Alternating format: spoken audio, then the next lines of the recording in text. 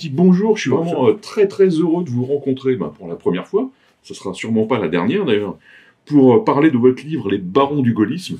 Donc vous êtes normalien, historien, vous avez écrit une biographie d'Albin Chalandon, ce qui est exotique et passionnant, et aussi une histoire du gaullisme social. Là vous publiez votre premier livre chez Passé Composé, là aussi il y en aura d'autres et je pense qu'on se reverra à cette occasion. Mais Les Barons du Gaullisme, là aussi, pour moi, c'est un livre exotique, mais absolument passionnant, parce que ce sont des personnages, pas forcément de l'ombre d'ailleurs, il y a beaucoup de personnages très connus, mais qui ont une importance extrême dans la politique française entre 1939, on va dire, et les années 90, même certains les années 2000. Donc pourquoi vous vous êtes intéressé aux barons du gaullisme, avant d'en donner une définition? D'abord, vous l'avez rappelé, je suis historien du gaullisme et ça fait une dizaine d'années maintenant que je travaille sur la figure du général de Gaulle et tous ceux qui l'entourent. Et dans la compréhension du général de Gaulle, à la fois chef d'un parti d'opposition sous la 4ème République et puis fondateur et premier président de la République sous la 5e, il y a cette question des entourages, de ceux qu'il conseille, de ceux qui sont ses ambassadeurs, de ceux qui dirigent ses groupes parlementaires et effectivement traverse toute cette grande histoire la figure des barons. Alors, ce sont 6 personnages qui sont vraiment les apôtres du général de Gaulle, les grands lieutenants du royaume gaulien, on peut trouver toutes les métaphores qu'on veut, et ils sont décisifs pour comprendre les décisions qui sont prises par le général de Gaulle et leur application. Ce sont ceux qui vont porter les bonnes nouvelles, ce sont ceux qui au contraire vont choisir qui est investi dans telle ou telle circonscription, ce sont ceux qu'on retrouve au carrefour de toutes les grandes décisions. C'est une sorte de conseil de régence du royaume, des grands hommes, des grands personnages qui, vous l'avez rappelé, non seulement sont importants sous la période gaulliste, c'est-à-dire de 58 à 69, mais qui vont continuer pendant une vingtaine d'années à peser à droite dans les grandes décisions et auprès des différents meneurs, Georges Pompidou et puis Jacques Chirac. D'où vient cette appellation, les barons? Parce que ça fleure l'Ancien Régime, ça fleure le Premier Empire. Un petit peu, oui. Alors c'est Jean Daniel, le journaliste, fondateur de France Observateur, aujourd'hui le Nouvel Obs, qui pour la première fois l'utilise. On est en 1963. Et il l'utilise justement pour qualifier ces personnages qui sont un peu... vous avez raison d'évoquer l'Ancien Régime, et il utilise ce mot de baron parce que ce sont les grands seigneurs de la période. Alors, le mot baron, d'ailleurs, sa terminologie est intéressante. C'est un titre nobiliaire qui date du XIIIe siècle. Le roi peut nommer des barons auprès de lui. C'est vraiment un titre qui est donné directement du suzerain à ses féaux. Et puis, avec la Révolution, le titre est aboli. Il est recréé au moment du Premier Empire, moyennant finance, c'est-à-dire qu'il faut posséder une certaine fortune pour être baron d'Empire. D'ailleurs, un lointain ancêtre d'Olivier Guichard, un des barons du gaullisme, est un baron d'Empire. C'est une des raisons pour lesquelles Jean Daniel les qualifie de barons. Et donc, avec cette expression de baron du gaullisme, Jean Daniel, il veut à la fois qualifier les grands seigneurs de la République gaulienne, les gens qui comptent dans le régime, ceux qui prennent des décisions, qui sont à la fois des hommes de la lumière et des hommes de l'ombre. Et puis, il y a aussi un côté un petit peu critique. Le baron, c'est souvent, l'appellation a été donnée dès le début du XXe siècle pour ces hommes qui étaient députés-maires, sénateurs-maires, par ailleurs conseiller général, à la tête d'une véritable seigneurie électorale, d'un fief local, sur lequel ils avaient une maîtrise et une autorité quasi totale. Et donc, il y a à la fois ce côté prestigieux, les barons, ce sont les personnalités qui comptent dans le régime gaulliste, et puis un côté critique. Ce sont les hommes qui manigancent, qui tripatouillent. Le verbe baronner apparaît en 1905 pour désigner un marchand qui vous vend de la camelote, mais puisqu'il parle bien, il a des beaux atours, arrive à vous convaincre qu'il vous vend quelque chose de fantastique. Et donc cette terminologie vraiment du baron, un petit peu comme un personnage discutable, douteux, est inhérente à l'appellation que leur donne Jean Daniel et qu'ils vont avoir par la suite. Et je pense pour ceux qui nous regardent à la série Baron Noir, qu'ils connaissent peut-être, qui désigne par ailleurs Ricquevert, un député aux pratiques un petit peu douteuses. Et il y a cette même critique dans l'ADN des barons. Oui, puis Jean Daniel est plutôt un homme de gauche, l'Observateur c'est un journal de gauche, et là on parle d'homme de droite. Exactement. Alors d'ailleurs, l'expression va être reprise à peu près concomitamment par d'autres journalistes. Je pense à Pierre Viançon-Ponté, qui est le chef du service politique du Monde. Et pour tous ces journalistes, c'est une manière de critiquer le pouvoir gaulliste. On découvre à l'époque une nouvelle pratique. La 5e République a été créée en 1958, elle est née en 1959. Cette expression apparaît en 1963. On a donc un petit peu de recul maintenant sur ce qu'est la pratique du pouvoir. Et tous ces journalistes critiquent une pratique monarchique, un De Gaulle qui se prendrait un peu pour Louis XIV. Et d'ailleurs, le Canard enchaîné anime à l'époque, pendant plusieurs années, une chronique qui s'appelle La Cour, de petites caricatures où De Gaulle apparaît en Louis XIV, Debré en Monsieur le Prince qui nous gouverne, Chabon en Duc d'Aquitaine. Et donc, la terminologie de baron, justement, répond à tout ce climat journalistique et politique qui voudrait que De Gaulle ait mis en place un nouveau régime monarchique dont il est le souverain. Alors, autour de De Gaulle, il y a beaucoup de gens qui y gravitent, depuis la Résistance, la France libre, et ensuite la 4e puis la 5e République. Pourtant, les barons sont au nombre de 6. Donc, c'est les 6 personnes qui se réunissent le plus souvent possible ensemble à la Maison de l'Amérique latine. Après, il y en a d'autres qui gravitent, qui viennent, qui vont, qui sont invités, plus invités. On parlera de 2 à la fin, 2 très importants, Soustelle et Pompidou. En tout cas, vous avez désigné 6 barons. Il y en a 5 qui sont très connus, il y en a un qui est un peu moins connu, parce que c'est pas un homme politique très flamboyant. On va commencer par lui, c'est Gaston Pawlewski, qui est, je dois dire, le personnage peut-être le plus intéressant, en tout cas intellectuellement et politiquement, le plus intéressant. Est-ce que vous pouvez nous présenter? On va présenter les autres, mais en tout cas, Gaston Pawlewski, on commence par lui. C'est celui qui permet un petit peu de comprendre la création de ce système des barons et ses mécaniques. Alors, le fait de se réunir, puisque cette pratique apparaît dans les années 50, à un moment où De Gaulle n'est pas encore revenu au pouvoir, elle revient à Gaston Pawlewski. En fait, dès la fin des années 1940, André Malraux, futur flamboyant ministre de la Culture du Général, barde du gaullisme, est le premier à vouloir un petit peu réunir en un cercle amical les gens qui comptent et qui continuent de peser dans la vie du gaullisme. Mais André Malraux ne s'intéresse pas à la politique politicienne. Lui, ce qui l'intéresse, c'est le gaullisme dans ce qu'il a de souffle, de lyrique. Et donc, il laisse à d'autres vraiment ce qu'on appelle la poloche, c'est-à-dire le fait de se mettre autour d'une table pour savoir qui on va investir en telle circonscription, qui sera le délégué territorial du parti dans tel autre, quels moyens financiers de faire vivre le parti gaulliste. Et donc, Gaston Pawlewski, dans les années 1950, est un des premiers à entretenir cette dynamique en mettant autour de la table les chefs des groupes parlementaires dans les 2 chambres, c'est Michel Debré à ce qu'on appelle le Conseil de la République, le Sénat, et Jacques Chamois-Delmas à l'Assemblée nationale, c'est Roger Frey, le trésorier du parti, c'est Jacques Foccart, le secrétaire général du parti, c'est Olivier Guichard, le chef de cabinet du général de Gaulle, donc c'est-à-dire l'homme qui gère son agenda, ses déplacements, sa vie privée. Et Pawlewski va donc, avec l'aide d'Olivier Guichard, mettre en place cette dynamique de réunion des barons, d'abord dans un cadre un petit peu amical. Première réunion est organisée par Olivier Guichard qui diffuse des photos d'un voyage du général de Gaulle en Afrique. Voilà. Donc il y a vraiment un côté sympathique, ancien combattant, soirée diapo quasiment. Soirée diapo, qui partage des souvenirs. Et puis la réunion des barons va vite devenir l'occasion en fait d'échanger des informations précieuses, de prendre des décisions, d'être une sorte, j'évoquais tout à l'heure le mot de conseil de régence. Je crois qu'il va vraiment bien à cette période des années 50 puisque De Gaulle, qui a créé son parti, prend un petit peu de recul avec la vie politique, se retire à Colombey-les-Deux-Églises et donc laisse ses vassaux, laisse les barons du gaullisme gérer la vie quotidienne du parti. Alors, peut-être pour donner quelques éléments de contexte, cette biographie à ceux qui vont nous regarder sur Gaston Pawlewski, c'est d'abord un personnage plutôt bel homme, très fin de siècle, belle moustache. Il est collaborateur parlementaire sous la Troisième République d'un homme qui s'appelle Paul Reynaud, qui a une carrière fulgurante, plusieurs fois ministre, garde des Sceaux, ministre des Finances, ministre des Colonies. Gaston Pawlewski, qui a été son collaborateur parlementaire à l'Assemblée nationale, il a misé sur le bon cheval et donc il connaît une ascension politique suivant celle de son chef Paul Reynaud, qui est, on le rappelle, en 1940, le président du Conseil au moment de la défaite et qui est celui qui encourage De Gaulle à partir à Londres, à résister et en lui donnant les fonds secrets de la République pour justement créer la France libre et résister. Et Gaston Pawlewski, qui a connu le colonel De Gaulle, il n'est pas encore général dans les années 30, tout de suite se dit au début de la guerre, j'ai envie de me battre pour cet homme-là et rejoindre la France libre. Alors il se bat d'abord en Afrique, et puis en 1942, il devient son directeur de cabinet, c'est-à-dire son alter ego, son bras droit, vraiment celui qui est avec lui dans toutes les discussions. Et de 1942 à 1946, c'est-à-dire dans l'exil à Londres, à Alger ensuite, et puis à la tête du gouvernement provisoire de la République française, Gaston Pawlewski va vraiment être l'homme par lequel il faut passer si on veut voir le général de Gaulle, qui gère sa correspondance, qui est là pour prendre toutes les grandes décisions avec de Gaulle, c'est le plus proche collaborateur du général de Gaulle. Il va suivre de Gaulle dans son aventure politique quand le général crée un parti, en 1947, le Rassemblement du peuple français.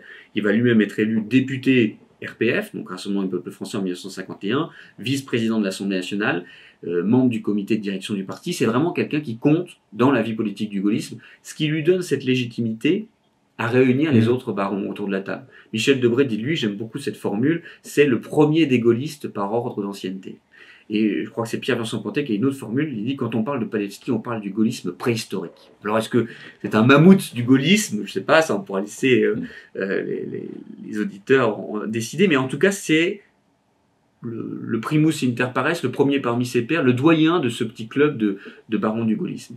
Et en même temps, et c'est ce qui est intéressant dans l'histoire des barons, vous avez rappelé tout à l'heure que les gens y entrent et y sortent, pour certains sont des invités systématiques puis prennent un petit peu plus de distance, et donc Gaston Palevski, à la fin des années 50, quand De Gaulle prend du champ, il obtient d'être nommé ambassadeur de France en Italie en 1957, et étant en Italie au moment du retour au pouvoir du général de Gaulle, les autres se disent il est très bien en Italie, on ne va pas presser son retour, et il va rester en Italie jusqu'en 1962, étant rappelé par Georges Pompidou pour être ministre d'État de son gouvernement, mais ça explique pourquoi Jean Daniel, quand il fait ce papier en 1963, ne parle pas forcément de Gaston Palevski, et ça explique pourquoi aussi, quand on parle des barons, on pense évidemment aux 5 flamboyants, Chaban, Debré, Frey, Focard et Guichard, mais on ne pense pas forcément à Palevski, qui est pourtant fondamental pour comprendre ce cercle des années 50, mais qui a pris du champ. Et il le reste fondamental parce que, par la suite, il est donc ministre d'État, président du Conseil constitutionnel en 1965, il va continuer à avoir un rôle important dans la droite, parce que c'est une sorte de gardien du temple, et justement, il est le premier des barons, parce qu'il est le plus vieux, à passer du champ de la politique au champ de la mémoire. C'est un des membres fondateurs de l'Institut Charles de Gaulle, aujourd'hui Fondation Charles de Gaulle, qui est créé en 71, et Gaston Palevski va, comme les autres barons, le feront plus tard, mais lui est le premier à le faire parce qu'il est beaucoup plus âgé qu'eux. Il a 20 ans d'avance sur Olivier Guichard, par exemple. Il va être le premier à être une sorte de gardien du temple gaulliste, de mémorialiste du gaullisme, et de s'imposer comme celui qui peut dire ce qu'est le gaullisme, parce qu'au fond, il était un des premiers compagnons du général. Oui, ce qui est intéressant et ce qui est fascinant, c'est que Palevski, c'est le gaulliste chimiquement pur, quasiment, quoi. C'est que tous ces hommes, tous ces barons qui sont des Florentins, des négociateurs de l'ombre, c'est aussi des gens qui ont une admiration quasiment amoureuse pour De Gaulle. Alors, Gaston Palevski a un propos dans les années 30, une des premières fois qu'il rencontre De Gaulle, il dit je me mets à suivre immédiatement ce moine soldat, car c'est véritablement un homme de foi que je rencontre, et j'adhère à une religion. Donc il y a à la fois une passion irrationnelle, émotionnelle pour cet homme, mais presque on entre en gaullisme comme on entre en religion. Et ces gens-là sont des croisés à la Croix de Lorraine, pour reprendre une formule qu'a le général de Gaulle. Oui, c'est intéressant ça. Hein. C'est que même si quelquefois ils grenouillent, il y a toujours ce phare, et ça sera toujours indépassable pour eux, quoi. Oui, parce que de Gaulle est, pour cette génération, mais pour beaucoup de Français, l'homme qui en 1940 refuse l'armistice, refuse la reddition aux Allemands, refuse d'arrêter les combats. Et donc, il apparaît comme une sorte de figure emblématique, totémique de cette résistance. C'est une sorte de Jeanne d'Arc qui prend son épée, prend sa croix de Lorraine et décide de combattre l'occupant allemand et italien. Donc il y a quelque chose de viscéral dans l'adhésion gaulliste pour cette génération de 1940. Et d'ailleurs, De Gaulle, quand il crée son parti, le RPF en 1947, comprend bien l'intérêt de dire « je ne suis pas juste un parti politique, c'est le parti de la résistance. Si vous étiez résistant, rejoignez-moi ». Il va beaucoup jouer de ça. On va parler des 6, et puis après on va réanalyser tout ça. Le second, en ordre d'importance, pour moi, hein, et aussi je pense que c'est le personnage qui a la plus haute idée de sa fonction, la plus haute idée de l'État, c'est Michel Debré, donc rédacteur de la Constitution de 58, mais il est beaucoup plus que ça en fait. Oui, alors c'est un peu l'intellectuel de la bande. Michel Debré, il est conseiller d'État. Il travaille lui aussi dans les années 30 dans les cabinets ministériels, au cabinet de Paul Reynaud. Il a d'ailleurs pour directeur de cabinet Gaston Palevski, donc c'est un lien entre les deux hommes et c'est une explication à l'arrivée de Debré dans ce cénacle. Et puis c'est un résistant très courageux. À la Libération, il est nommé commissaire de la République d'Angers, donc ce qu'on appelle aujourd'hui les préfets. Et Michel Debré est un homme qui, dès les années 30, réfléchit beaucoup à ce que devrait être la France de demain. Il écrit des notes sur l'artisanat, la santé, la réforme de l'armée, du système électoral. C'est vraiment quelqu'un qui, dès les années 30, bouillonne intellectuellement et est convaincu de la nécessité de réformer le pays. Et donc Palevski l'appelle à ses côtés lorsqu'il dirige le cabinet du général de Gaulle président du gouvernement provisoire de 44 à 46. Et Michel Debré va, pour le général de Gaulle, travailler, proposer des notes sur la création de l'ENA, par exemple, l'École nationale d'administration. On la doit à Michel Debré, dont il a été le premier directeur. Enfin, sur tout un tas de secteurs, il est un véritable réformateur et un visionnaire. Et puis, dans les années 1940, lorsque De Gaulle quitte le pouvoir en janvier 1946, Debré va se présenter à une élection sénatoriale en Indre-et-Loire. Il va être élu sénateur d'Indre-et-Loire et pas à pas, il va monter progressivement les échelons et devenir président du groupe gaulliste au Conseil de la République, donc l'ancêtre du Sénat, et ajouter finalement une deuxième corde à son arc. C'est d'abord un réformateur et un visionnaire, et puis c'est aussi un politique, et c'est celui qui tient la maison gaulliste au Sénat. Et à la fin des années 1950, il apparaît donc vraiment comme un personnage doté d'une intelligence remarquable, mais aussi comme un fin politicien qui est capable de tenir les grands équilibres au Sénat, et ça lui donne, alors que la République, la 4ème République est sur le déclin, un rôle particulier. Il devient vraiment l'incarnation de la détestation gaulliste de la 4ème République. Il crée un journal, le journal de la colère, où s'agrègent tous ceux qui n'en veulent plus de cette 4ème, qui s'essoufflent, dont les gouvernements se succèdent durant une semaine, 15 jours, 3 semaines, voire un tout petit peu plus. Et donc Michel Debré acquiert une notoriété telle qu'effectivement, en 58, De Gaulle en fait son garde des Sceaux et lui demande de rédiger la constitution de la 5ème République. Et puis, en janvier 59, Michel Debré est le premier ministre de la 5ème République. Preuve de la confiance absolue que le général de Gaulle a envers ce personnage qui est un des premiers à l'avoir suivi dans son aventure politique. Alors Debré quitte le pouvoir en 62, et là aussi c'est intéressant parce que quand on parle de Michel Debré, souvent on se dit 62, il se sépare de Gaulle sur la question de l'Algérie et point final. Or, et c'est ce que j'ai voulu raconter dans le livre, Debré, parce qu'il est un baron, continue d'avoir une importance à droite et il a une très grande carrière politique par la suite. Il redevient ministre du Général en 66, il le reste en 69, il se fâche avec Pompidou en 73, auquel il tient tête, il y a une fronde des barons contre Pompidou, dont on pourra parler un petit peu plus tard. Il est candidat à l'élection présidentielle en 81, alors que le candidat de sa famille politique, c'est Jacques Chirac. Mais il estime que lui, sa stature et son histoire lui donnent la légitimité de défendre la famille gaulliste. Et puis il sera même réélu en 1986, dans une assemblée où il va siéger d'ailleurs avec ses 2 fils. Donc, ça montre que Michel Debré, c'est évidemment l'homme de la 4ème et puis le premier ministre de la 5ème, mais c'est aussi quelqu'un qui va durer dans le temps. Et cette histoire des barons, elle continue finalement et elle se file jusque dans les années 1990. Ce qui est intéressant sur Michel Debré, c'est justement l'élection de 81. Bon, il y a plein de choses intéressantes, hein. Mais ce moment-là, moi, ça m'a éclairé un peu sur Jacques Chirac, c'est que finalement Jacques Chirac est pas gaulliste. Et que, j'allais dire, les vrais gaullistes historiques ne lui reconnaissent pas cette qualité. En tout cas, c'est la critique qui lui est faite. Il faut quand même rappeler que Jacques Chirac a été secrétaire d'État du général de Gaulle en 67, et il est resté en 1968. Donc, c'est quelqu'un qui est gaulliste au sens où il aspire à l'idée, au programme du général de Gaulle. Il est son ministre, donc on ne peut pas lui renier ce titre. Mais en 1974, alors que les gaullistes présentent Jacques Chaban-Delmas à l'élection présidentielle, il va trahir Chaban, soutenir Giscard, c'est l'appel des 43, et ça va être une tâche d'infamie qui va pour longtemps compter au sein de la famille gaulliste. Beaucoup estiment que en 74, en trahissant Chaban, en 76, lorsqu'il crée son parti, le Rassemblement pour la République, le RPR, Chirac va sortir du champ du gaullisme. Et au début, Chirac n'est pas contre le fait de sortir du champ du gaullisme. Il faut ranger au rayon des affaires passées ce qui s'est passé dans les années 50 et 1960. Et c'est d'ailleurs qu'en 1981, ayant face à lui au moment de l'élection présidentielle des gens qui se réclament du gaullisme, Michel Debré, mais aussi Marie-France Garot, une ancienne conseillère de Georges Pompidou, que Chirac va réinvestir le champ mémoriel du gaullisme. Et il y a des choses très symptomatiques. Par exemple, la croix de Lorraine va être réapposée sur le sigle du RPR. Parce que justement, on veut recapter toute cette histoire, toute cette légitimité gaulliste politique au sens le général de Gaulle, mais gaulliste temps de la résistance aussi. Donc, c'est vrai qu'il y a une mémoire mouvementée de Jacques Chirac au sein de la famille gaulliste, en particulier à cause de cette rupture 74. Oui, parce que les barons, ils peuvent se faire des crasses entre eux, hein, et il y en a plein, et ça rythme un peu la vie des barons pendant 50 ans quasiment, quoi. Mais de trahir un baron quand on n'est pas un baron, c'est quelque chose de terrible. Oui, chez les barons, on lave son linge sale en famille. Ouais. Alors effectivement, il ne manque pas de s'attaquer, de se faire des piques, de se soutenir les uns contre les autres. Le livre est effectivement rythmé par ces querelles qu'ils ont entre eux et ces divisions qui traversent sur ces 40 ans, mais ce sont des hommes qui sont respectueux d'une certaine légitimité de la décision. Une fois que l'un d'entre eux s'est lancé dans un combat, ils se rangent tous derrière lui.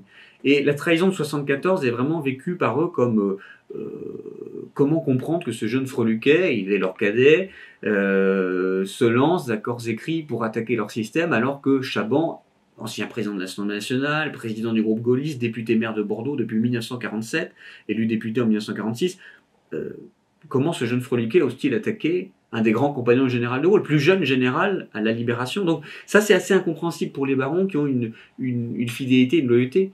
Et même un personnage comme Charles Pasqua, porte-flingue de Jacques Chirac, qui a été dans toutes ces aventures, qui est un des opposants au système des barons, Ouais. qui va, à partir des années 70, vraiment tout faire avec Chirac pour détruire le système des barons et créer une nouvelle droite autour du RPR qu'on a évoqué il y a quelques instants. Pasqua, au moment de la présidentielle de 1974, va voir Chirac et lui dit, écoute, je comprends ta tactique d'attaquer Chaban, de soutenir Giscard pour devenir son Premier ministre. Mais moi, tu comprends, moi qui ai été résistant, qui suis un ancien gaulliste depuis très longtemps, je peux pas et je dois me ranger dans le rang derrière Chaban. Donc vraiment, même chez des gens qui ont été plus tard des compagnons de route de Chirac, la trahison de 74 est vécue comme quelque chose, à l'exemple de Pasqua, qu'ils ne peuvent pas eux-mêmes faire. Oui, ce qu'il faut revenir aussi sur la résistance, c'est que ça a une importance capitale pour ces gens-là. On ne peut comprendre le gaullisme qu'en étudiant à l'intérieur du gaullisme son ADN résistant et son ADN militaire. Et d'ailleurs, dans la logique des barons, ce quadrillage du pays, cette sorte de comité de direction du parti gaulliste, cette culture de l'ombre et du secret, ce sont tous des hommes qui ont été dans la résistance avec des pseudonymes. Jacques Chaban-Delmas, de son vrai nom Jacques Delmas, Chaban c'est son nom de guerre, Jacques Foccart qui a été un homme du renseignement, tous ces gens-là sont vraiment imprégnés de cette culture de l'ombre, des réseaux, et l'histoire du gaullisme ne peut se comprendre qu'en y appliquant le calque de l'histoire de la résistance. Oui, et Chirac, c'est le basculement de la génération qui n'a pas été résistante. On change de génération, on change de pratique du pouvoir, on change de discours aussi au fond. Le discours d'Aigleton, de Jacques Chirac, c'est le tournant vers le libéralisme et vers une droite libérale, alors que on n'avait avant pas forcément ce courant dans l'histoire du gaullisme, à l'exemple d'un Chaban, défenseur de la nouvelle société. Donc on va continuer notre voyage parmi les barons. Le troisième dont je voulais parler avec vous, c'est Jacques Foccart, qui est très connu, parce que régulièrement on parle de la France-Afrique et de la France de Foccart et de son héritage, réel ou supposé d'ailleurs. C'est un personnage qui véhicule beaucoup de fantasmes et beaucoup de légendes. Donc on lui prête peut-être un peu plus que ce qu'il n'a réellement fait, mais en tout cas il a fait des choses. Donc Jacques Foccart, résistant, mais résistant trouble, va devenir un grand gaulliste. Oui, alors c'est vrai que dans la galerie, dans le portrait choral des barons, et donc Palevski, le doyen, Debré et Chaban qui sont des hommes de la lumière, tous les deux des grandes carrières politiques, qui sont tous les deux des hauts fonctionnaires. Chaban est inspecteur des finances, Debré est conseiller d'État, et qui donc sont respectivement présidents des groupes gaullistes à l'Assemblée nationale et au Sénat, et puis tous les deux premiers ministres, Debré du général de Gaulle, Chaban de Pompidou, et dans les barons intervient ensuite une catégorie des hommes de l'ombre, dans laquelle il y a Jacques Foccart, il y a un autre homme, Roger Frey, dont on pourra parler un petit peu plus tard, mais Jacques Foccart est le plus connu parce que ce monsieur qui est né dans la Mayenne, d'une vieille famille mayonnaise, mais par sa mère d'une famille implantée en Guadeloupe, très vite, après une résistance effectivement un peu trouble, en même temps qu'il résiste, il vend du bois aux Allemands, et je raconte dans le livre les détails de cette affaire, dont finalement la plupart des protagonistes disparaissent avant qu'il puisse y avoir un procès, ce qui laisse les grands historiens et autres biographes du sujet tous un petit peu gênés sur ce qu'a été la guerre de Jacques Foccart. En même temps, Jacques Foccart est un des premiers soldats du gaullisme. Il s'engage tout de suite dans le RPF, il est proche de celui qui est à l'époque l'homme fort du RPF, Jacques Soustelle, le secrétaire général du parti. Et dans l'ombre de Jacques Soustelle, il étend tout doucement sa toile, il est l'homme des fédérations, il est l'homme des territoires de la France d'outre-mer, il est l'homme effectivement de la France-Afrique, il accompagne le général de Gaulle dans divers voyages africains, notamment en 1953. Et il va acquérir une telle importance auprès de Gaulle qu'en 1954, quand de Gaulle prend du champ vis-à-vis de la vie politique en disant « je retourne à colomber les deux églises, je vais écrire mes mémoires de guerre, occupez-vous du parti gaulliste », c'est à Jacques Foccart qui confie les clés de la boutique en disant « vous êtes maintenant le secrétaire général du parti ». Et Jacques Foccart va être celui qui, de 54 à 58, va faire la traversée du désert, comme on appelle cette période, dans l'ombre. C'est une sorte de Touareg du gaullisme, je ne sais pas si la formule est à garder, mais il va animer tous les clubs, tous les réseaux, continuer à faire vivre les amitiés, les solidarités, organiser des déjeuners, des dîners, ces barons qui se réunissent entre eux pour continuer à faire vivre le gaullisme sans de Gaulle. Ça, c'est important. Foccart est vraiment l'homme qui fait vivre le gaullisme sans De Gaulle. Et quand De Gaulle, en 1958, sent que le pays est prêt à son retour, c'est les événements d'Algérie, et ben Foccart va jouer un rôle très important, trouble, dans le retour au pouvoir du général de Gaulle, en ayant contact avec les militaires d'Algérie, en agitant les pieds noirs, en favorisant le retour au pouvoir du général de Gaulle. Et de Gaulle, lui, en est reconnaissant, puisqu'il le fait venir à ses côtés à Matignon d'abord, à l'Élysée ensuite, et Jacques Foccart prend en effet cette place de secrétaire général aux affaires africaines et malgaches, c'est son titre, de Monsieur France-Afrique, c'est celui sous lequel on le connaît, qui va garder pendant 15 ans en fait, auprès de Gaulle, puis auprès de Pompidou, en étant le gourou de la France-Afrique. Mais Foccart, c'est aussi, et c'est le cœur de mon livre, l'homme qui, parce que justement de 54 à 58, il a été l'animateur de tous ces réseaux un peu en déshérence, de 58 à 74 est le lien favori avec les clubs, les mouvements, les réseaux de la galaxie gaulliste. Et moi, c'est quelque chose qui m'a beaucoup intéressé, c'est que quand on étudie De Gaulle et le gaullisme, en fait, il n'y a pas un parti unique, bien régimenté, qui obéit au général. Il y a une galaxie de gens très différents, qui ont souvent pour seul point commun de soutenir le général de Gaulle. Et vous avez des gens qui viennent de l'Action française, des Canaux du Roi, qui coexistent avec des gens qui viennent du Parti communiste et qui se retrouvent dans ce qu'on appelle l'aile des gaullistes de gauche. Et toute cette grande galaxie, évidemment, est animée de guerres internes, de divisions qu'on a rarement racontées. Et Foccart est un petit peu l'homme qui est l'assembleur de tout ça. C'est le réconciliateur, c'est celui qui vient trancher. Et auprès de De Gaulle, il joue vraiment ce rôle de point de contact avec tous ces clubs et mouvements en assurant une sorte de cohérence globale. Donc lui aussi, il a une longue carrière, hein, puisque même sous Chirac, il est encore présent. C'est vraiment des gens qui meublent, enfin, pas au sens péjoratif du terme, hein, la politique française. Oui, et d'autant plus que Foccart est un personnage intéressant parce que là où les autres barons qu'on a évoqués, Debré et Chabon, ne comprenant pas la trahison de Chirac en 74, le vouant aux gémonies, finalement 74 marque une point de rupture entre un système, le système des barons du gaullisme, caractéristique d'une période qui se termine, et un autre, Jacques Chirac, le RPR, c'est un point de rupture finalement entre deux grands morceaux de l'histoire de la droite française. Foccart est le seul des barons à faire la bascule. Tous les barons vont, à partir de 74, s'enfermer dans un match à mort avec Chirac, dont ils sortent perdants. Chirac étant le patron du RPR à partir de 76, le candidat à la droite en 81, en 88, et puis le président élu en 95. Et Foccart est le seul à... alors, certains disent sentir le vent tourner et suivre Chirac. Moi, je crois plutôt que Foccart est persuadé que le gaullisme n'a d'avenir qu'avec Chirac.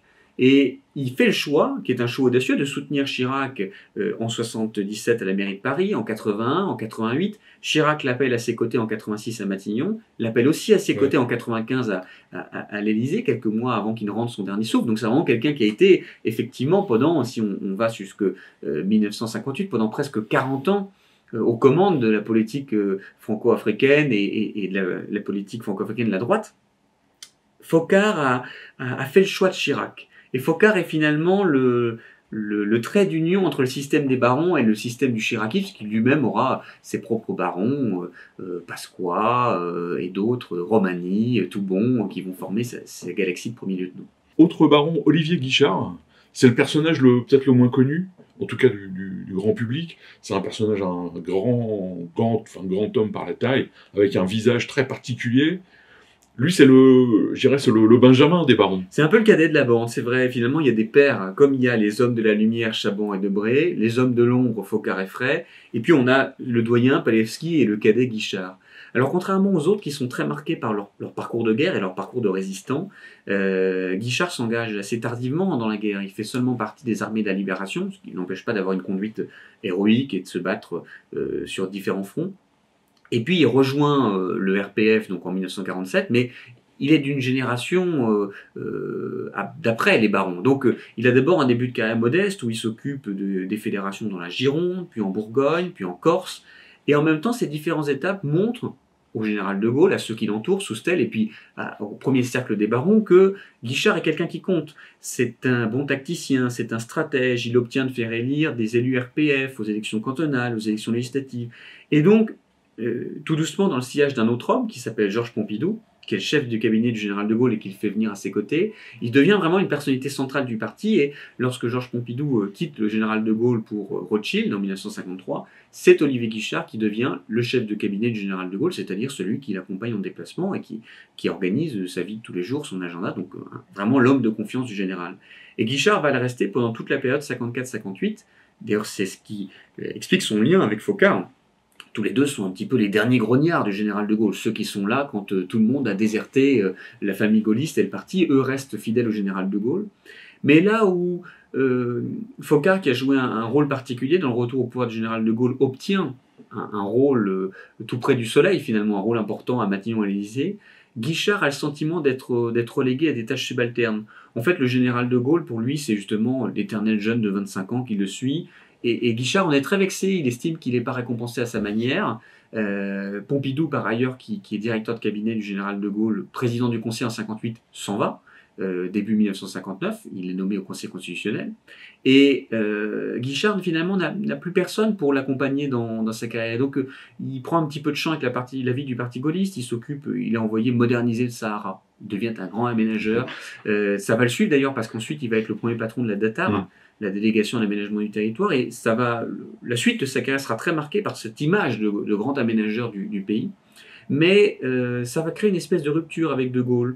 Et il est le plus pompidolien des barons.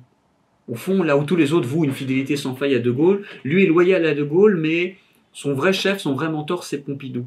Et Pompidou le fait venir à ses côtés à Matignon en 1962 comme conseiller politique, le pousse à se présenter aux élections législatives en 67, le prend dans son gouvernement en 67 puis en 68. Et Guichard doit vraiment sa légitimité politique à Pompidou.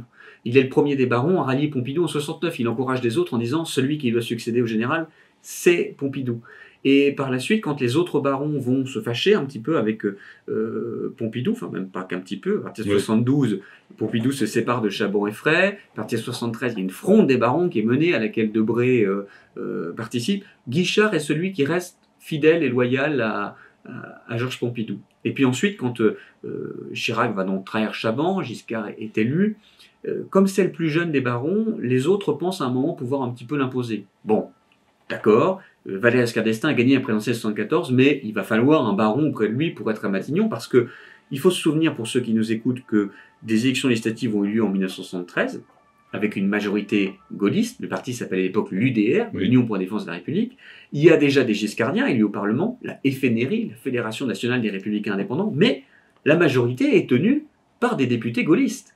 Et donc, lorsque Valéry Giscard d'Estaing est élu président en 1974, il ne dissout pas l'Assemblée nationale, et donc il a besoin d'embarquer avec lui les gaullistes de l'UDR.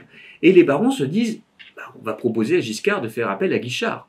Mais Giscard ne veut pas de Guichard pour tout un tas de raisons que j'explique dans le livre. Choisit Chirac, qui l'a rallié et qui lui a permis la victoire. Et Chirac est justement dans cette position un petit peu compliquée. Il a trahi son parti et sa famille, mais il est à Matignon en tant que chef des gaullistes. Bon, les barons l'ont mauvaise. Ils se disent, Chirac est à Matignon, il faut absolument que Guichard tienne le parti pour qu'on garde la main dessus. Et là, renversement complet de situation, décembre 74, Chirac arrive à s'imposer non seulement comme Premier ministre, mais aussi comme secrétaire général du Parti gaulliste. Et c'est le début de ce que moi j'appelle la chiracisation du Parti gaulliste, puisque il a cette fois la main sur le système, et les barons qui non seulement ont pris une claque au moment de la présidentielle en voyant leur candidat et leur père être battus, prennent une deuxième claque, ils n'arrivent pas à imposer Guichard, Debré, Chaban vont prendre du recul, Guichard ne va même pas assister à l'intronisation de Chirac tellement il est heurté et meurtri par ce coup de poignard dans le dos. Et il va d'ailleurs vouer une haine féroce à Chirac et il va tout au long des années suivantes l'attaquer. Et quand Chirac s'en va de Matignon en 76, à qui Valéry Giscard d'Estaing pense-t-il pour le remplacer à Matignon? Encore Guichard. Et quand, par la suite, Debré va se présenter, Guichard sera derrière Debré contre Chirac. En 86, il n'entrera pas dans le gouvernement. En 88, de nouveau, il n'arrive pas à comprendre l'engouement que les autres ont pour Chirac. Et en 93 même, Guichard soutient Balladur. Oui. Donc, c'est intéressant de voir comment, chez les barons, 1974 est au fond, c'est le dernier moment où les barons sont unanimes. Ensuite, Foccart les laissant pour Chirac, il y aura toujours cette forme de division entre les barons. Certains vont évoluer, on peut penser à Chaban ou Debré qui soutiennent Chirac en 95, mais là encore, les barons ne seront pas réunis puisque Guichard, justement, préfère soutenir Balladur. Oui, ce qui est drôle, c'est pas forcément le mot, mais ce qui est un peu comique, en tout cas, c'est qu'à partir de 74, plus rien ne marche pour les barons. Ils ont plus de ficelle à tirer, c'est terminé. Et Guichard est, je trouve, entre guillemets, celui qui va toujours faire le mauvais choix. C'est l'archétype d'abord, l'homme qui n'a pas été au bout de son destin national. Il aurait pu, dans d'autres circonstances, mais avec des SI, on peut faire toute l'histoire, mais il aurait pu acquérir des fonctions nationales, Premier ministre, pourquoi pas plus tard, mais la rupture 74 fragilise doublement les barons, c'est un échec politique avec la défaite de Chaban, et c'est un échec organisationnel parce qu'ils perdent la main sur le parti. Et au fond, les barons, ce sont ceux qui régimentent la vie du parti, mais parce qu'ils ont la main dessus. Et c'est intéressant, parmi les noms qu'on a évoqués, Roger Frey, qui a été ministre de l'Intérieur, ministre des Relations avec le Parlement. On parlait justement maintenant de Roger Frey. A été un homme qui, justement, avait la main sur le parti et sur les secrétaires généraux du parti. Donc Roger Frey, c'est le plus mystérieux, celui qu'on connaît le moins, celui qui a laissé aucune archive, comme vous disiez. Donc qui est Roger Frey? C'est un Calédonien. Oui, alors personnage emblématique de l'époque, il a été ministre pendant plus d'une dizaine d'années, et en même temps, pas d'archives, pas de biographie, pas de thèse, pas de mémoire. Voilà, personnage vraiment mystérieux, alors même président du Conseil constitutionnel, donc on aurait pu s'imaginer qu'il ait laissé derrière lui de très nombreuses archives, de très nombreux biographes. Pas du tout, le personnage est très peu exploré. Alors il est caldoche, en effet. Il se bat pendant la Seconde Guerre mondiale dans les bataillons du Pacifique, même s'il a une guerre lui aussi assez trouble, donc j'essaie d'explorer les détails et les ressorts dans le livre, grâce à l'aide qu'a bien voulu me fournir sa famille. Et puis, il devient lui aussi un des grands cadres du RPF, d'abord délégué territorial, et dans le sillage de Jacques Soustel, décidément un nom qui revient beaucoup dans cette histoire des barons, Roger Frey devient trésorier du Parti gaulliste dans les années 50. Et celui qui tient la cordon de la bourse, c'est donc un personnage central dans la vie politique du gaullisme. Il est invité à la table des barons, d'abord un petit peu comme un personnage secondaire face au Chaban ou Debré. Et puis de plus en plus il va prendre son émancipation de Soustel, plus il va être important dans l'organigramme du parti. Il est secrétaire général des Républicains sociaux, c'est le nom qu'a pris le RPF après le départ du général de Gaulle. Il va jouer ce rôle central, tant et si bien qu'en 1958, quand de Gaulle demande à ses barons de créer un nouveau parti, l'Union pour la Nouvelle République, c'est Roger Frey qui est choisi comme secrétaire général. C'est à lui qu'on confie les clés du camion. Donc, preuve de la confiance que lui fait le général de Gaulle, et il est appelé en 1959 dans le gouvernement, d'abord comme ministre de l'Information, puis comme secrétaire d'État auprès du ministre de l'Intérieur, puis comme ministre de l'Intérieur, puis comme ministre des Relations avec le Parlement, et il ne quitte le gouvernement qu'en 1972. Il a vraiment une longévité sous de Gaulle et sous Pompidou incroyable. Et à l'époque, c'est donc l'homme de la police, c'est l'homme du renseignement, puisque les services secrets sont jusqu'en 1967 sous l'autorité du ministre de l'Intérieur. Et Roger Frey apparaît comme l'homme le mieux informé de France. Et donc, auprès des barons, c'est celui qui dispose d'informations, dispose des secrets d'État, dispose d'un accès aussi aux services du pouvoir que les autres n'ont pas forcément, et donc qui compte dans ce système des barons. C'est lui qui a les dossiers, en tout cas. C'est lui qui a les dossiers. Et ce qui est assez intéressant, c'est que, par ailleurs, pendant toute sa carrière ministérielle, Roger Frey organise son cabinet comme une véritable écurie politique. Dans les années 60, si vous voulez être député, il faut avoir fait un petit passage par le cabinet de Roger Frey. Et c'est très intéressant parce qu'il forme toute une génération, au point en 1967 que lorsque Jacques Baumel quitte le secrétaire général du Parti gaulliste, il y a d'abord une élection interne qui est organisée, il y a tout un tas de candidats, il y a 5 candidats, et De Gaulle s'agace en disant « Enfin, c'est pas possible, tous ces 5 hommes ont été des collaborateurs de Roger Frey. On me laisse le choix entre 5 proches de mon actuel ministre de l'Intérieur. » Bon.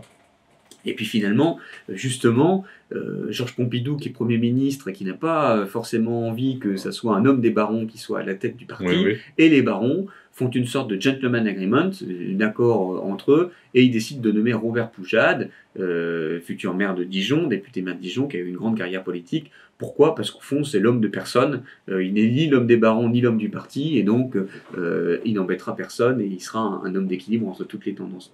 Mais Roger Frey va vraiment jouer ce rôle à la fois d'homme des secrets et d'homme des réseaux.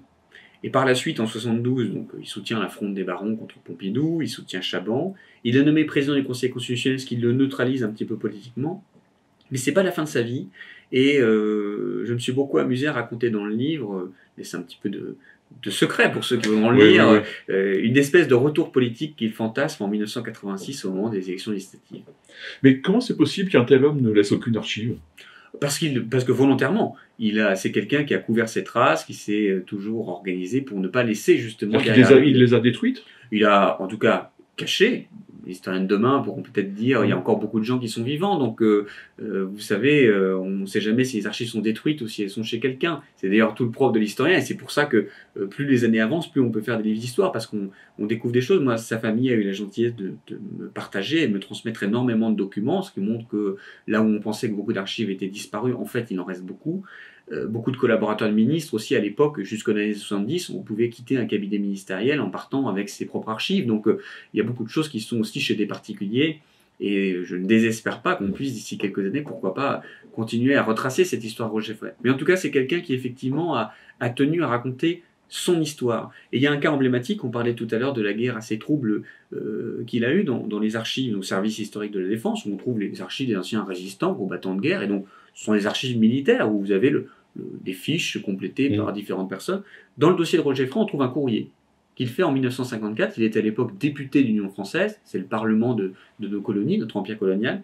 Et il écrit au commandant qui dirige les archives justement militaires en disant « Oui, mon dossier a été mal complété, il faudrait le compléter ainsi ». Et le commandant des archives militaires de répondre « Merci de compléter selon les informations communiquées par l'honorable député ». Donc c'est quelqu'un qui s'est assuré en tout cas que son histoire soit bien celle qui soit racontée. Et moi j'ai pris beaucoup de plaisir dans ce chapitre à mener une espèce d'enquête policière. Je choisis les mots à dessein parce que il fallait sur les traces de ce personnage mener une enquête, croiser beaucoup de témoignages d'anciens collaborateurs, de proches de la famille, d'archives diverses et variées. Dans les archives de Nouvelle-Calédonie, beaucoup de choses dormaient aussi. Et c'était intéressant de pouvoir croiser tout ça pour raconter ce personnage. Roger Frey, c'est une personne que je connaissais quasiment pas. Je connaissais son nom et son visage, et puis un peu son parcours, mais vraiment très, enfin je connaissais rien, quoi. C'est un personnage qui apparaît d'une immense intelligence. Oui, alors c'est un personnage brillant, brillant par l'intellect, brillant par la tactique aussi. C'est quelqu'un qui, dans les premières heures du Parti gaulliste, contribue à le structurer, à créer des comités locaux, à trouver des élus pour le rallier. C'est le trésorier du parti, donc c'est quelqu'un qui a un entre-gens très fort, qui va voir des grands patrons d'entreprise pour financer la famille gaulliste. C'est quelqu'un qui ensuite est secrétaire général du parti. C'est un organisateur. Et c'est un homme qui a une mémoire assez inouïe. Et ce qui est amusant, c'est que ce système des barons existe à une époque où l'accès à l'information est rare et précieux. Et au fond, les hommes qui ont de la mémoire et qui ont une connaissance de la carte électorale, des réseaux, des hommes, ces hommes-là sont puissants. Et Roger Frey est puissant parce que il a autour de lui une toile de collaborateurs, d'amis, de proches qui lui permet d'accéder facilement à ces informations. Et le système des barons, d'ailleurs, pourquoi ces hommes-là décident-ils à un moment de se réunir autour d'une table et de décider de gouverner ensemble? Parce qu'ils savent qu'en mettant en commun leurs informations, ils sont une tour de contrôle de la République gaulienne et rien ne leur échappe. On termine les portraits des barons, après on va reparler de leur rapport, enfin surtout le portrait des barons. On termine avec Jacques Chaban-Delmas, qui est le plus flamboyant, quasiment l'homme qui se permet tout, qui a tous les pouvoirs, toutes les audaces. Plus jeune général de la Résistance, il est à la libération de Paris, il est X fois député, maire de Bordeaux, président de la Chambre, enfin, c'est un personnage extraordinaire au sens propre. Oui, alors, flamboyant, j'aime beaucoup le mot. Moi, j'ai intitulé le chapitre que je consacre le fauve. Il y a vraiment quelque chose un peu de sauvage dans son personnage. Alors, c'est un inspecteur des finances, il a une guerre héroïque, vous l'avez rappelé, et sitôt après la guerre, il s'engage en politique. Il est élu député de Bordeaux en 1946, maire de Bordeaux en 1947. Alors, il s'engage d'abord au Parti radical. Ce qui est d'ailleurs intéressant parce que c'est un point commun avec Michel Debré. Avant d'être des gaullistes, ils sont radicaux. Pourquoi? Parce que De Gaulle, en 1946, n'a pas créé son parti. Et donc, d'ailleurs, De Gaulle encourage ces hommes à faire vivre les idées du gaullisme dans d'autres partis.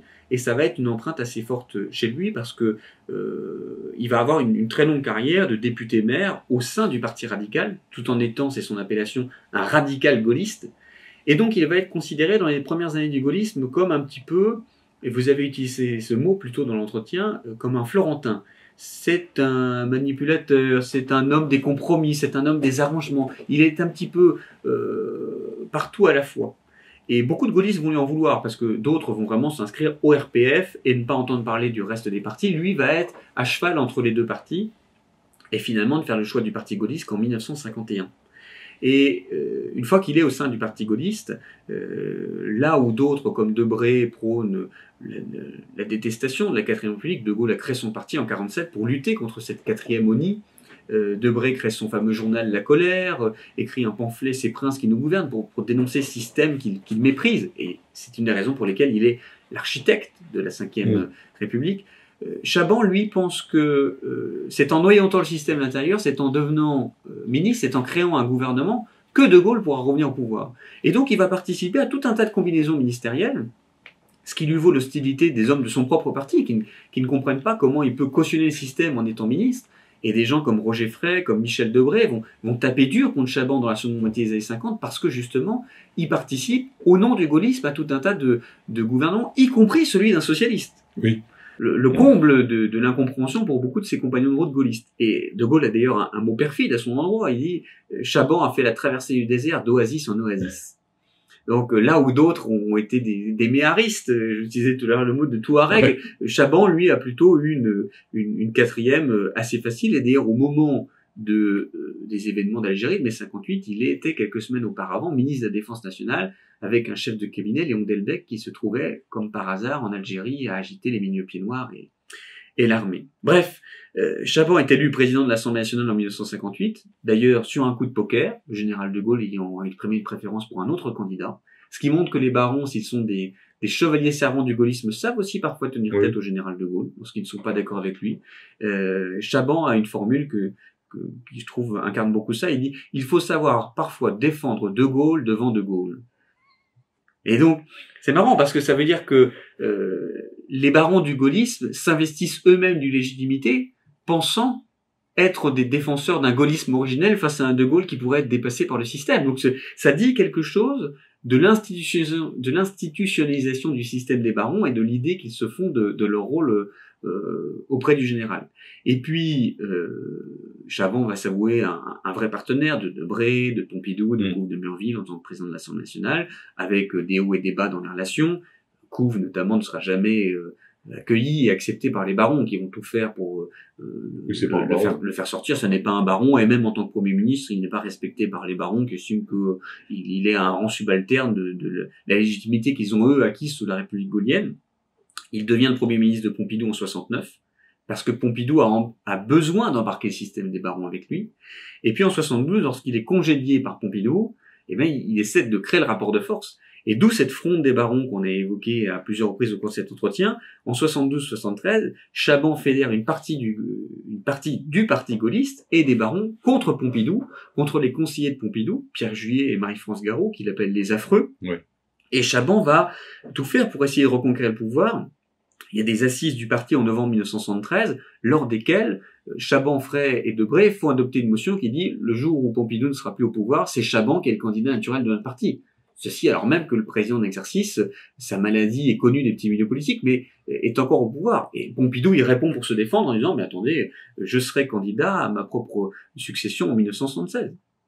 Donc ça montre ces tensions qui existaient entre les barons et De Gaulle, entre les barons et Pompidou, et puis Chaban se présente en 74, il est trahi par donc 43 députés et ministres menés par Jacques Chirac, il perd cette élection de 74, il se replie sur sa base aquitaine, c'est-à-dire sur Bordeaux, et il va continuer à être député maire de Bordeaux pendant de nombreuses années. Ce qui est assez intéressant, c'est que en 76, il profite du départ de Chirac de Matignon pour devenir président de l'Assemblée nationale, là où Chirac voulait pousser la candidature d'Edgar Faure, donc il y a une forme de retour de bâton de 74, et puis bien plus tard, en 1986, je raconte dans le livre, et ça c'est quelque chose que je trouvais intéressant pour montrer la longévité des barons, c'est que François Mitterrand, quand il se voit imposer une cohabitation en 1986, avant de songer à Jacques Chirac, songe à Chaban, et teste Chaban, et Chaban est d'ailleurs l'hypothèse la plus certaine.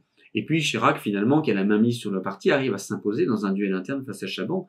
Et 86 marque finalement le dernier soubresaut des barons. Il y a eu 81, la campagne manquée de Debré, et 86, la tentative de Chaban d'être le premier ministre de cohabitation qui n'a pas de succès, montre que ça y est, le système des barons a définitivement périclité et n'existe plus au-delà de 86. Alors, il continue à jouer des rôles de mentor. C'est intéressant de voir comment Olivier Guichard le jeune Nicolas Sarkozy va se faire adouber par lui pour devenir patron du parti. Donc ils ont encore une légitimité au sein de la famille, mais qui est plus une légitimité de patriarche. Je disais tout à l'heure de mémorialiste du gaullisme. C'est les anciens dont on vient chercher l'assentiment.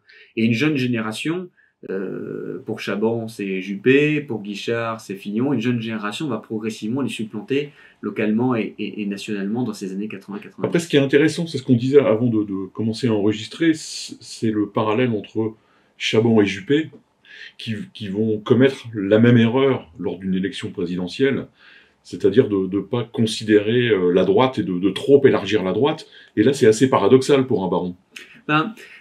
Ce qui est amusant, c'est que les barons ont des visions assez différentes de ce qu'est le gaullisme. Un Debray, par exemple, qui va être très proche de la tendance de Pierre Messmer et des hommes qui ont rallié le parti qu'on appelle le club Présence et Action du Gaullisme, PAG, qui est un club qui a existé après le départ du pouvoir du général de Gaulle, essentiellement sous la présidence de Pompidou, et qui voulait un gaullisme originel, orthodoxe. Nous sommes la majorité dans la majorité. Puisque je vous rappelle cette situation que j'évoquais il y a quelques instants, la majorité était composée de gaullistes, mais aussi de radicaux, de démocrates chrétiens, de giscardiens, et PAG, Messmer, Debray étaient des hommes qui disaient non, le parti gaulliste, c'est la majorité, le vrai socle, le vrai parti qui doit gouverner, c'est nous.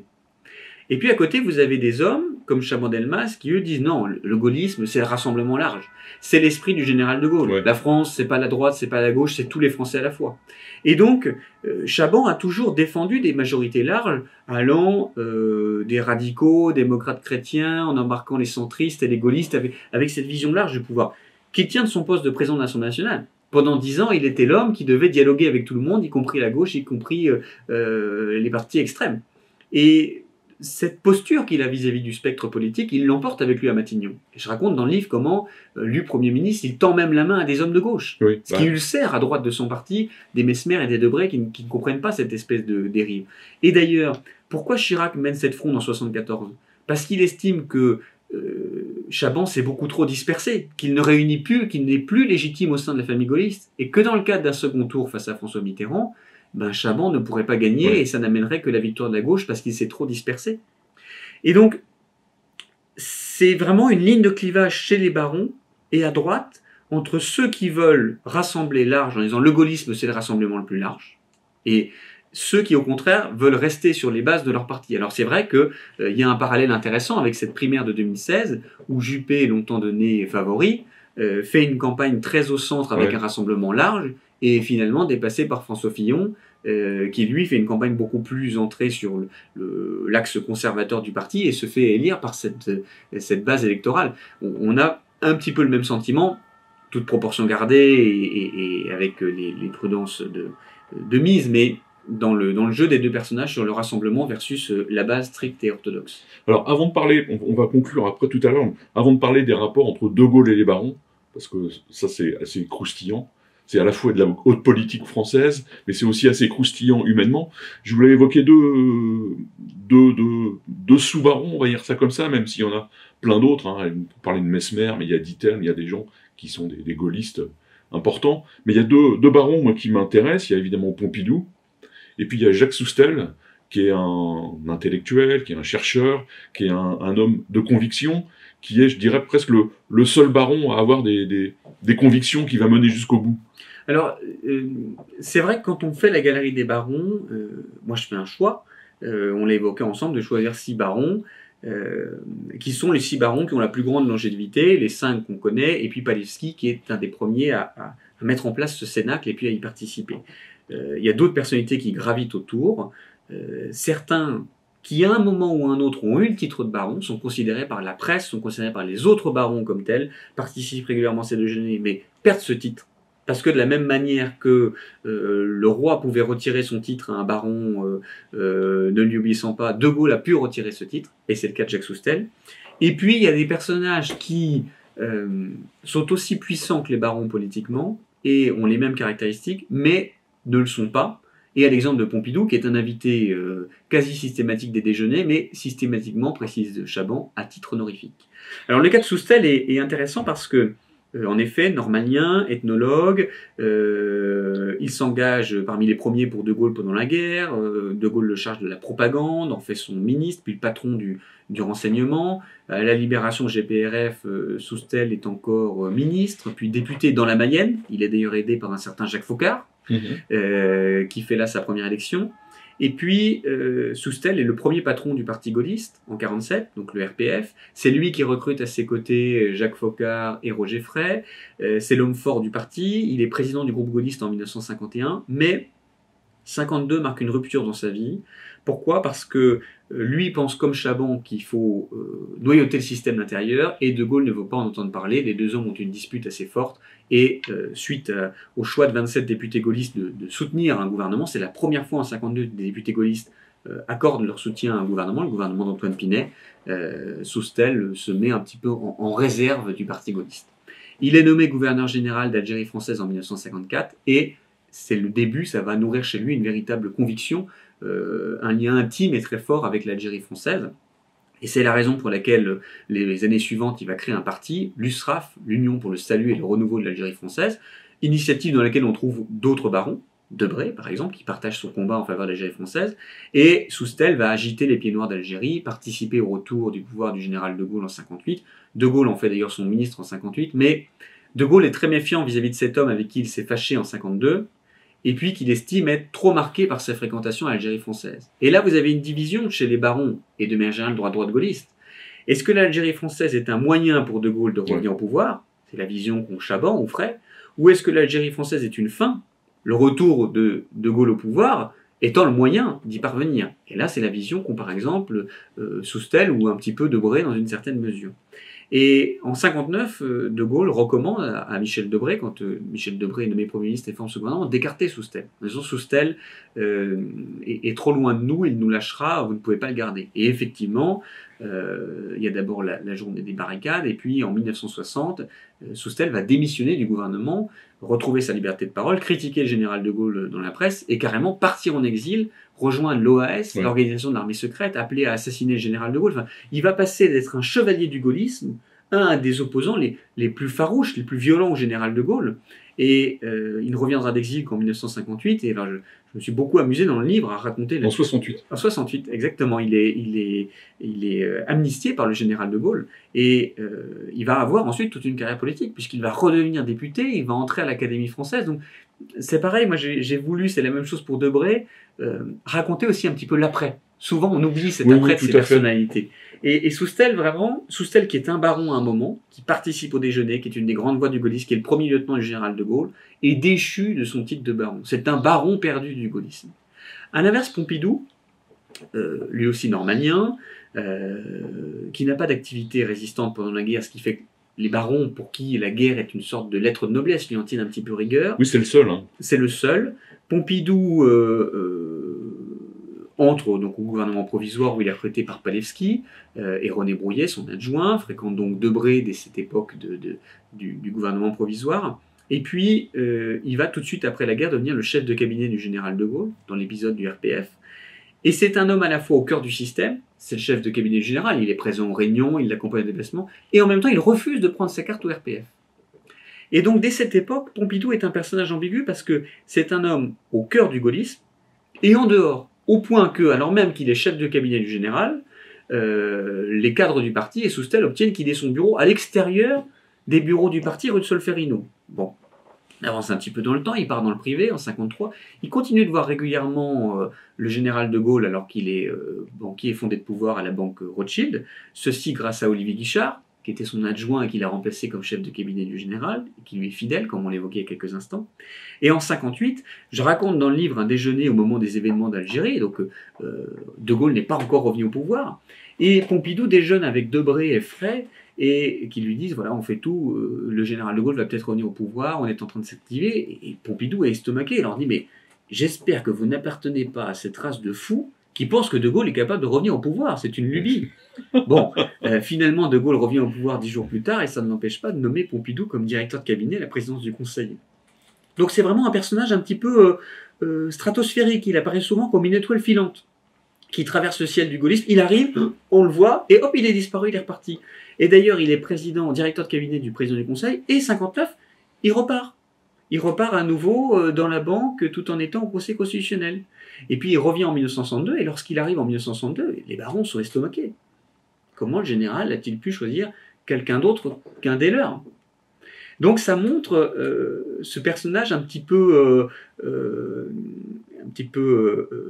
particulier, parce qu'en même temps, très proche du général de Gaulle, ce qui lui donne une légitimité incroyable, et en même temps, complètement extérieur au déjeuner des barons. Je crois que c'est Debré qui a cette formule que j'aime bien, il dit c'est l'éternel numéro 2, mais qui nous respecte parce qu'il sait qu'il ne doit sa place qu'aux circonstances du moment. Il est le numéro 2, chef de cabinet, directeur de cabinet, premier ministre, donc il est au déjeuner des barons, mais il n'est là, non pas par son compagnonnage historique, par son ancienneté, il n'est là que parce que les circonstances du moment font que c'est lui. Et dès qu'il perd son poste de Premier ministre, c'est Couve de Murville qui se retrouve à sa place. Et il n'est pas comme les autres, qu'importe leur titre ou les aléas du moment, un invité systématique, il est là par ses fonctions. Oui, mais Pompidou, c'est le plus malin de la bande, finalement. C'est celui qui est le plus libre, c'est-à-dire qu'il ne prend pas sa carte du RPF. Ensuite, en 69, il va dire qu'il va être candidat, alors que le général est toujours là.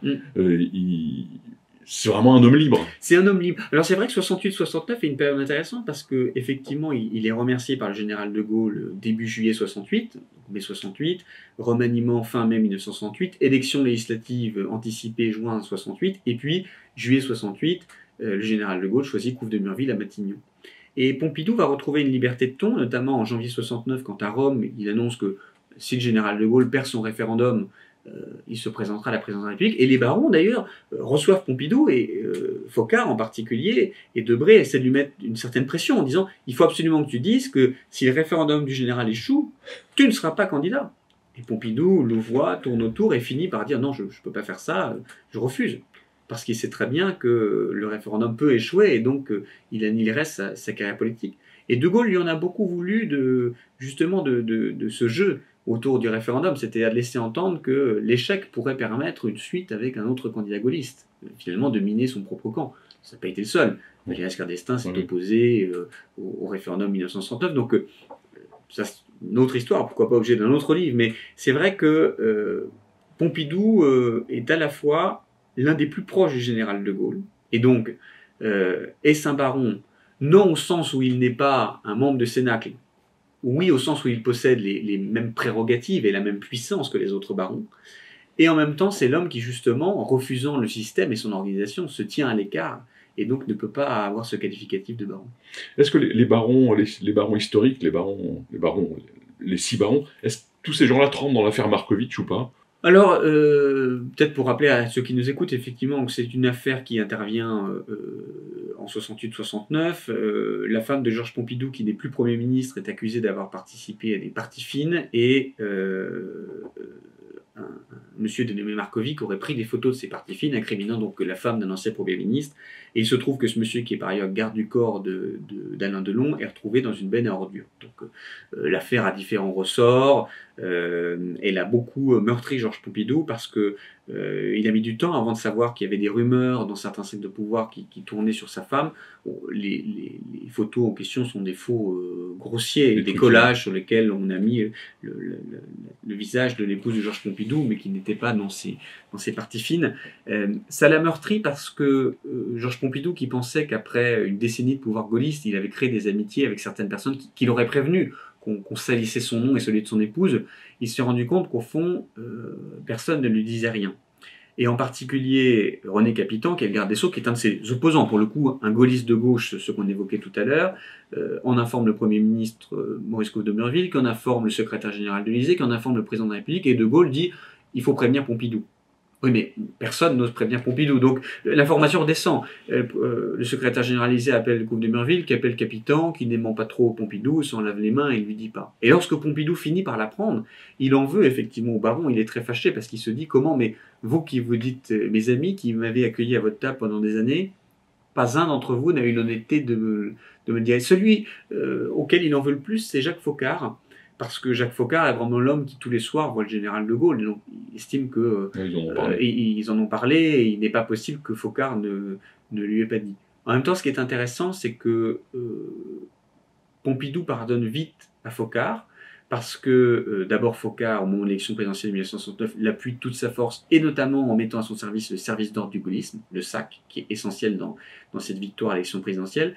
Et Pompidou n'est pas du tout rancunier, puisqu'en arrivant en 69 à l'Élysée, il dit à Foccart, écoutez, vous retrouvez vos anciennes prérogatives, votre ancien bureau, vous faites comme du temps du général, vous gérez tout seul, et vous me rendez compte lorsque vous pensez que ça mérite que je sois informé. Donc, ça montre qu'il ne devait pas penser Foccart coupable de grand-chose. Parce qu'il a par contre, vis-à-vis d'autres, eu une haine féroce. Et on raconte que quand Georges Pompidou est mort, il meurt subitement en 1974, Michel Joubert, qui était à l'époque ministre des Affaires étrangères, qui a été secrétaire général à l'Élysée, Édouard Balladur, ancien Premier ministre, mais qui était à l'époque justement secrétaire général à l'Élysée, et le fils de Georges Pompidou, font sauter la porte du coffre-fort de Georges Pompidou à l'Élysée, parce que le président est mort, il faut savoir s'il a laissé des dernières volontés, et trouve dedans un petit carnet en cuir noir dans lequel Pompidou avait scrupuleusement noté les noms de ceux qu'il avait salis, ainsi que son épouse pendant cette affaire Markovic.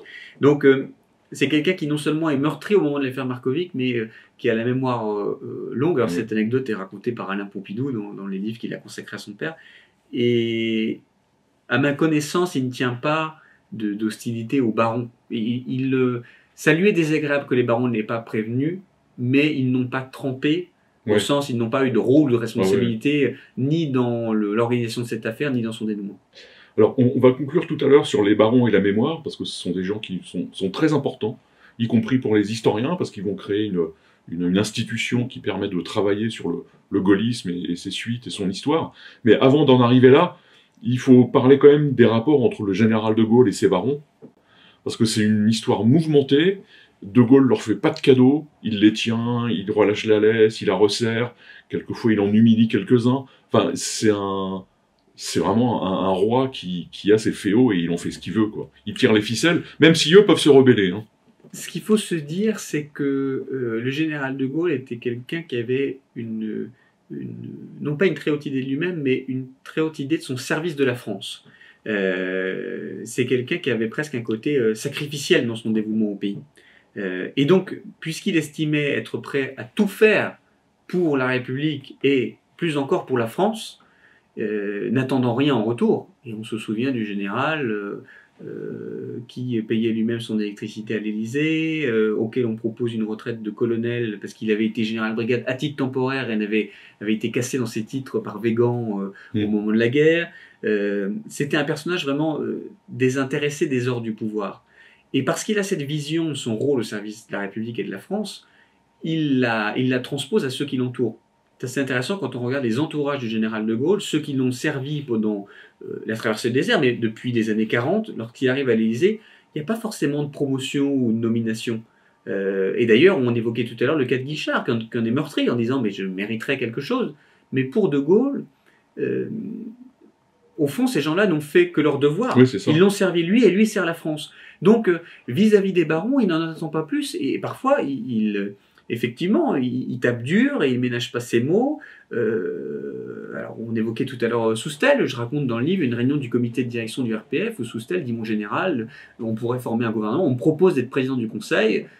Qu'en pensez-vous » Et De Gaulle, furieux, lui dit mais qu'est-ce que c'est que cette histoire? Vous imaginez quoi pour moi, Soustelle? Un sous-secrétaire d'État à la danse artistique et aux Beaux-Arts? Et il humilie Soustelle publiquement au point de le laisser en larmes, alors que ce type avait été député, ministre, fidèle parmi les fidèles, et il est très meurtri de cette humiliation. De Gaulle est un homme très très dur. Les dernières bios qui sont sorties, qui sont très intéressantes, de Juen Jackson ou de Jean-Luc Barré, mettent bien en lumière cette facette sombre du personnage, mais qui est dur, qui n'est pas quelqu'un de foncièrement méchant, qui est dur parce qu'il estime qu'au fond, on est là pour servir la France, et il n'y a pas à demander de récompense ou de cadeaux en retour. Et donc, vis-à-vis des barons, en même temps, il sait l'importance de ces hommes parce qu'il n'aime pas la politique politicienne, il ne veut pas mettre les mains dans le cambouis, il ne veut pas rentrer dans la vie quotidienne du parti, et donc il est bien content que ces hommes-là fassent pour lui. Et en même temps, il déteste ces petites combinaisons partisanes, ces petites organisations, ces petites seigneuries politiques, parce qu'il a une idée très noble du politique et ça n'y répond pas. D'où cette espèce d'entre-deux assez étrange. Et je raconte une anecdote pour ceux qui nous regarderont, qui je trouve est caractéristique de ça. On est en mai 68 pendant ces fameux événements d'Algérie, à peu près au moment où... 58. En 58. Alors, pendant ces événements d'Algérie, à peu près au moment justement où Georges Pompidou déjeune avec Roger Frey et Michel Debré, le fameux déjeuner que j'évoquais tout à l'heure. Et donc, Jacques Foccart et Olivier Guichard, eux, déjeunent avec le général de Gaulle à Colombey-les-Deux-Églises et préparent la fameuse conférence du 19 mai au Palais d'Orsay, conférence lors de laquelle le général dit « Je suis prêt à accepter les pouvoirs que la République va bien me conférer ». Et puis, c'est le fameux « Comment voulez-vous qu'à 67 ans, je commence une carrière de dictateur ?» Bref, ils organisent ce déjeuner et Jacques Foccart dit au général « Mon général, vraiment, c'est le dernier kilomètre avant le retour au pouvoir. Il manque pas grand-chose. Les militaires d'Algérie vont peut-être être le coup de pouce nécessaire. » Et De Gaulle, qui ne s'intéresse pas au sujet de notre tendance quotidienne et qui donne des injonctions vagues, faites élire tant de députés en Bourgogne-Franche-Comté, réglez-moi cette question financière, pour le coup est extrêmement précis. Et regarde Foccart en disant, écoutez-moi bien Foccart, mais alors écoutez-moi bien, je veux que vous ne fassiez rien du tout. Vous m'entendez? Rien. Et Foccart, qui est tellement habitué à ce que De Gaulle soit flou et général, se dit, mais si le général me donne cette consigne-là, c'est qu'il veut se protéger, mais il me donne en fait la consigne inverse de tout faire pour permettre son retour au pouvoir. Et je trouve que c'est très caractéristique de cette relation de Gaulle à Foccart et au baron. Ne me dites rien, je ne veux pas savoir, mais faites quand même. Alors il y a Général de Gaulle et il y a Madame de Gaulle, parce que bon, ça c'est anecdotique, mais il y a 2 ou 3 micro-passages dans votre livre qui sont assez drôles et assez croustillants, parce que les barons beaucoup de barons sont des hommes à femmes. Ils ont des conquêtes, ils trompent leurs femmes, et leurs femmes les trompent. Enfin, il y a un jeu de séduction comme ça à la tête du pouvoir. Et Madame de Gaulle a un petit rôle parce qu'il y a des barons qu'elle ne veut pas recevoir. Parce que soit ils sont divorcés, soit ils ont des maîtresses. Oui, alors c'est vrai que Yvonne de Gaulle a un rôle important auprès de son mari, alors qu'il ne faut pas surinterpréter, mais... Bon, c'est anecdotique, mais c'est drôle. C'est anecdotique et en même temps, ça peut jouer un rôle particulier. Je pense notamment en 1967, au moment de la loi Neuwirth, donc qui autorise la pilule en France. C'est Yvonne de Gaulle qui convainc son mari. Donc, elle joue un rôle en coulisses assez important, notamment sur les questions de société auprès de De Gaulle. Et puis, en effet, autour du général de Gaulle, il y a une espèce de cour, comme il y avait une cour auprès du monarque, et elle a ses têtes, comme on dit. Et la carrière d'Olivier Guichard, on a beaucoup pâti. Il avait justement, par rapport aux autres barons qui étaient aussi des noceurs les uns les autres, mais le double désavantage non seulement d'être le plus jeune, lui pardonnait donc beaucoup moins par rapport à des Malraux et des Palevski qui étaient des hommes d'un âge mûr, donc où elle ne se voyait pas forcément les attaquer. Et puis c'était un baron, un baron au sens baron d'empire, puisqu'il descendait d'un vrai baron. Donc il y avait une forme d'incompréhension pour elle à ce qu'un noble puisse avoir une telle conduite vis-à-vis de son épouse, qui lui rendait bien, puisque elle se réconciliait dans les bras d'un autre baron, Roger Frey. Ce qui montre que les liens entre les barons étaient pluriels.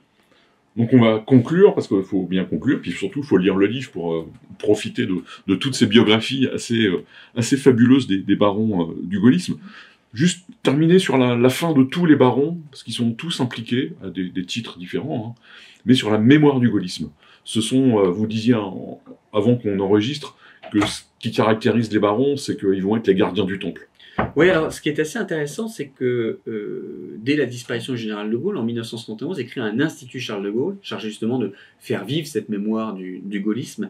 Et le général a fixé lui-même la liste des membres du comité d'administration, du conseil d'administration de cette fondation. Ce qui montre bien que il a conscience que l'histoire du gaullisme et la mémoire du gaullisme sera un objet politique, et il veut s'assurer de mettre entre les bonnes mains cet objet politique.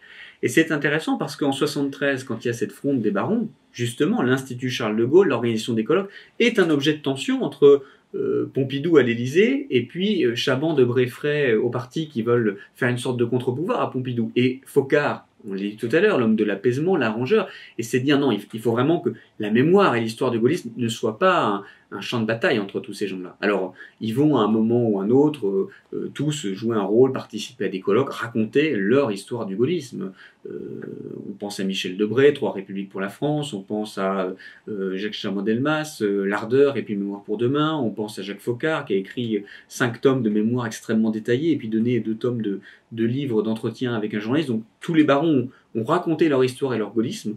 Ils y sont pas forcément tendres les uns face aux autres, c'est aussi une manière de régler certains comptes, donc ce sont des documents à prendre avec prudence pour les historiens. Et cette fonction de gardien du temple, de mémorialiste, a finalement changé la définition de baron. Et c'est intéressant parce que de baron au sens grand patron du parti politique, on est passé à baron au sens la dernière phalange gaulliste, les derniers à pouvoir se réclamer du gaullisme. Et donc, dans le temps, cette notion de baron et ce titre de baron a pu être attribué non seulement à ces hommes qui déjeunaient et gouvernaient le parti avec chacun leur lieutenant, ceux que moi j'appelle dans le livre les baronnets, Yves Guénat, Albin Chalandon, Pierre Lefranc, Christian Fouché, René Ribière, tous ces hommes qui étaient en fait les lieutenants des grands barons et donc qui participaient, remplaçaient, accompagnaient leur chef à ses déjeuners. Apparaît une généralisation du mot baron qu'on donne à tous ceux qui ont été un petit peu les barbes de l'épopée gaulliste. Et donc André Ballereau est souvent qualifié de baron, alors qu'il n'a jamais participé à ces déjeuners d'organisation de la vie du parti gaulliste. Alain Perfit, qui a écrit 3 tomes de mémoire, c'était De Gaulle, est parfois qualifié de baron. Donc le terme a vraiment changé au point que aujourd'hui, quand on parle de baron du gaullisme, l'appellation est donnée finalement au dernier représentant d'une époque. Alors ça peut être, vous évoquez la biographie que j'ai faite d'Albin Chalandon, quand il est mort en 2020, le Figaro titrait le dernier baron du gaullisme. Parce que, au fond, c'était en 2020 le dernier homme d'une épopée, c'est un des derniers à disparaître. Ça peut aussi parfois mener à des contresens. Quand Charles Pasqua est mort en 2015, certains journaux l'avaient qualifié de baron du gaullisme. Or, tout dans son histoire, on fait plutôt un porte-flingue de Chirac, un baron du chiracisme et un destructeur du système des barons. Oui. Donc cette notion de baron avait un petit peu perdu de sens et c'est une des raisons pour laquelle j'ai voulu aussi faire ce livre, c'était raconter l'histoire des barons, raconter l'histoire du terme de baron et puis montrer comment, comme Napoléon avait ses maréchaux d'empire, et De Gaulle avait ses barons. Non, mais c'est surtout pour conclure, c'est une histoire du gaullisme qu'on n'avait jamais lue. C'est une histoire des coulisses du gaullisme. Une histoire d'abord des hommes qui font pour et auprès de De Gaulle, et puis ce qui est peut-être le plus intéressant, une histoire du gaullisme sans De Gaulle.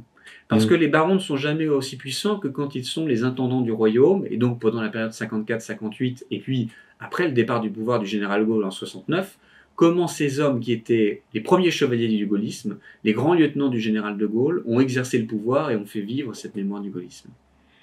Mais Pierre, je vous remercie. Merci à vous. Et donc à bientôt pour le prochain livre, qui va être passionnant. Avec plaisir. J'en dis pas plus.